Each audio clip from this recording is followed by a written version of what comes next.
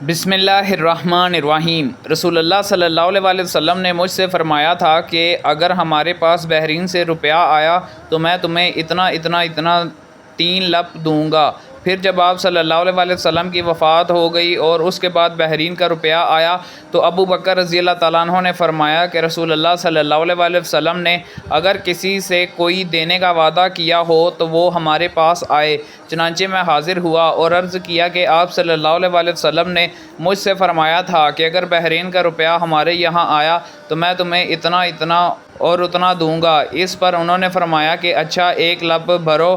میں نے 1 لپ بھری تو انہوں نے فرمایا کہ اسے شمار کرو۔ میں نے شمار کیا تو 500 تھا۔ پھر انہوں نے مجھے 1500 عنایت فرمایا۔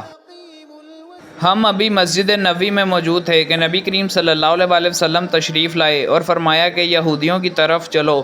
چنانچہ ہم روانہ ہوئے اور جب بیت المدراس یہودیوں کے مدرسے پہنچے تو آپ صلی اللہ علیہ وسلم نے ان سے فرمایا کہ اسلام لاؤ تو سلامتی کے ساتھ رہو گے، اور سمجھ لو کہ زمین اللہ اور اس کے رسول کی ہے، اور میرا ارادہ ہے کہ تمہیں اس ملک سے نکال دوں۔ پھر تم میں سے اگر کسی کی جائیداد کی قیمت آئے تو اسے بیچ ڈالے۔ اگر تم اس پر تیار نہیں ہو تو تمہیں معلوم ہونا چاہیے کہ زمین اللہ اور اس کے رسول ہی کی ہے۔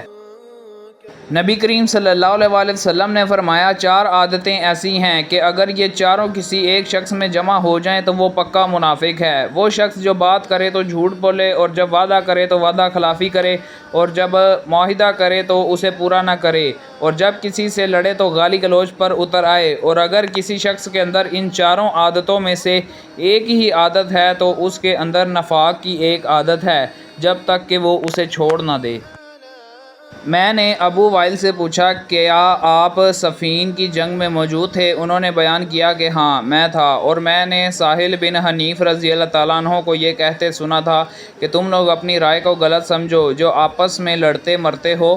میں نے اپنے تئیں دیکھا جس دن ابو جندل آیا یعنی حدیبیہ کے دن اگر میں آپ صلی اللہ علیہ وسلم کا حکم پھیر سکتا تو اس دن پھیر دیتا، اور ہم نے جب کسی مصیبت میں ڈر کر تلواریں اپنے کندھوں پر رکھی تو وہ مصیبت آسان ہو گئی، ہم کو اس کا انجام معلوم ہو گیا۔ مگر یہی ایک لڑائی ہے جو سخت مشکل ہے، اس کا انجام بہتر نہیں معلوم ہوتا۔ قریش سے جس زمانہ میں رسول کریم صلی اللہ علیہ وسلم نے حدیبیہ کی صلح کی تھی اسی مدت میں میری والدہ قتیلہ اپنے باپ حارث بن مدرک کو ساتھ لے کر میرے پاس آئیں۔ وہ اسلام میں داخل نہیں ہوئی تھیں۔ عروہ نے بیان کیا کہ حضرت اسماء رضی اللہ تعالیٰ عنہ نے اس بارے میں آپ صلی اللہ علیہ وسلم سے پوچھا کیا یا رسول اللہ میری والدہ آئی ہوئی ہیں اور مجھ سے رغبت کے ساتھ ملنا چاہتی ہیں تو کیا میں ان کے ساتھ صلہ رحمی کروں؟ آپ صلی اللہ علیہ وسلم نے فرمایا کہ ہاں ان کے ساتھ صلہ رحمی کر۔